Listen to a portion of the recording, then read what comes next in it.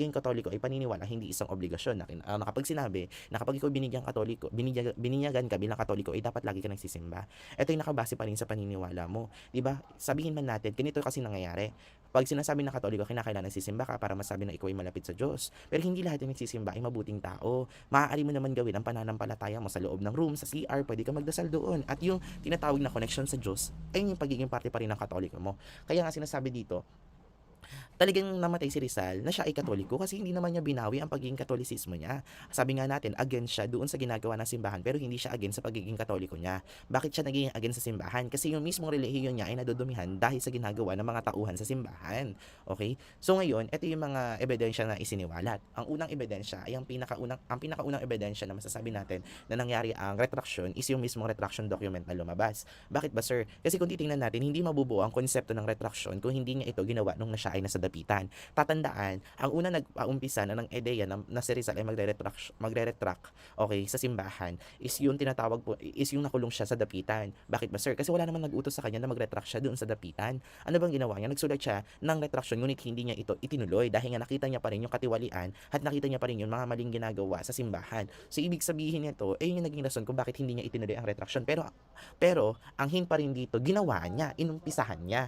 So ngayon, nagkaroon ngayon ng ideya, binigyan niya ngayon ng ideya ang mga simbahang Katoliko, lalong-lalo ng mga praile, na kapag pinilit si Rizal ay gagawin niya na manumbalik sa simbahan or bawiin niya yung tinatawag na babawiin niya yung mga sinabi niya patungkol sa mga praile at sa simbahan.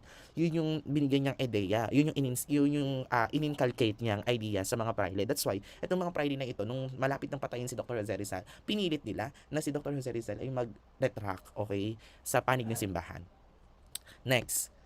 Next naman is habang si Rizal ay nakakulong sa piitan, si Rizal ay nagdasal at pinirmahan ng isang prayer book na may titulong Act of Faith, Hope and Charity. Ano po bang ibig sabihin nito? Ano bang sinasabi nito? Ito yung sa kwento doon sa Cuerpo de Vigilancia.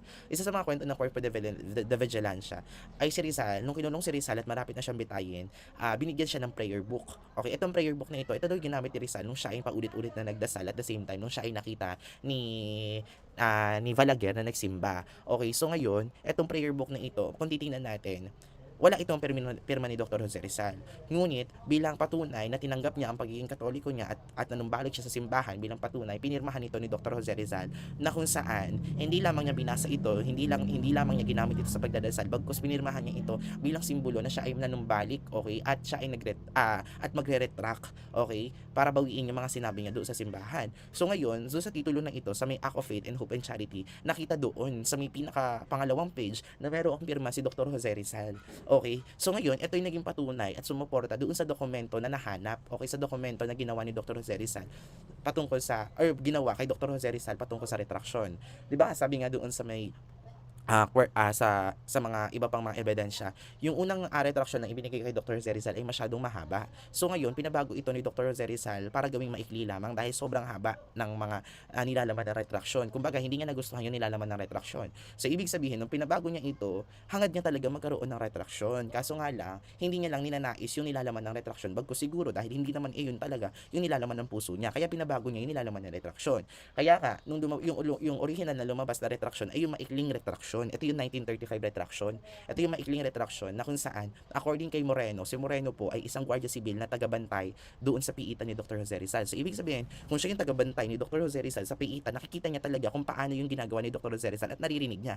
At remember, si Moreno po ay isang Pilipino. Kung titingnan po natin, walang biases dito. Bakit po, sir? Kasi syempre, kung si Moreno ay isang Pilipino, ang puso niya ay patungkol sa pride, okay, sa kalayaan ng Pilipinas at kung ang side niya ay patungkol sa mga Pilipino. Kaya lamang siya naging gwardiya sibil ng mga Espanyol dahil wala naman silang laban kapag kinalaban nila ang pamahalaan ng Espanyol, sila yung papatayin. Kaya itong si Moreno, nung siya ay naglabas ng statement patungkol sa nangyari doon sa retraction ni Rizal sa Cuerpo de Vigilancia, ito yung nakita ni Moreno na kung saan talagang may binigay kay Dr. Jose Rizal na prayer book. Ngayon, itong si prayer book na ito, at nakita naman talaga ni Moreno na pinirmahan ni Rizal ang prayer book. At the same time, meron si Rizal na pinaulit na dokumento. Hindi lang sure ni Moreno kung yung pinaulit na yun ay retraction. Pero ang usapan dito, ano yung kaya yung ipapaulit ni Rizal na isang dokumento na kinakailangan niyang pirmahan? Ang kinakailangan lamang niyang pirmahan sa panahon na iyon is yung konsepto ng retraction. Wala naman na siyang ibang pinaulit na ibang dokumento na kinakailangan niya pang pirmahan dahil ang pinipilit lamang sa kanyang papirmahan is yung retraction. So, kayo na maghumusga kung ano ba yung nakita ni Moreno. Okay? So, ang testimonya ng isang paring, next naman, ang testimonya ng isang paring Jesuit na dumalaw kay Rizal ng paulit-ulit para ipapirma sa kanya ang retraction document. Ano ba yung mga, sino ba dito yung mga tauhan na kung saan paulit-ulit na dumalaw kay Jose Rizal para papirmahin si Rizal ng dokumento ng retraction? Isa dito is yung Jesuita na ang pangalan ay si Father Balaguer. Okay? At ang pangalawa, at ang dalawang pari pa na pumilit sa kanya is yung mga pari, yung mga teacher niya sa Ateneo. Dahil nga, ang nangyari dito, etong dalawang teacher niya sa Ateneo na si Father Jose Villaclara at si Father Estanislao March, ulitin ko ha, si Father Jose Villaclara at si Father Estanislao March, etong dalawa na ito na teacher niya sa Ateneo ay pumunta at pinayagan na pumasok doon sa Bilibid kung saan nakakulong si Dr. Jose Rizal. Hindi para kadalawin si Jose Rizal, kundi para hikayatin si Dr. Jose Rizal na pirmahan na yung retraction. Bakit nga po? Dahil nga nakilala nila si Dr. Jose Rizal ay isang mabuting bata. At the same time, si Dr. Jose Rizal ay naniniwala sa konsepto ng Katoliko. Bakit nga po ba, sir? Dahil si Dr. Jose Rizal ay may ginawang sculpture na kung saan itong sculpture na ito ay sumasalamin sa pagiging Katoliko ni Dr. Jose Rizal. So ibig sabihin, anong ginawa dito anong ginawa po ng dalawang pare? Yung ginawa ni Dr. Jose Rizal na sculpture sa Ateneo ay dinala niya doon kay Dr. Jose Rizal para magbalik tanaw si Dr. Jose Rizal na noong bata pa lamang siya ay naniniwala na siya sa konsepto ng simbahan. At the same time, malakas ang kanyang pananalig sa Diyos. So kaya, para mawala ang kanyang kasalanan sa mga nasabi niya patungkol sa laban sa simbahan at the same time sa mga pare sa simbahan, pinilit nila na pirmahan ni Dr. Jose Rizal ang retraction. Okay? Ang tanong, nangyari ba ang pagpirma ni Dr. Jose Rizal sa retraction? Malalaman natin mamaya kung totoo bang napilit ni Father Jose Villaclara at ni Padre Estanislao March yung kanilang former na estudyante na si Dr. Jose Rizal para bawiin yung mga nasabi niya patungkol sa simbahan at the same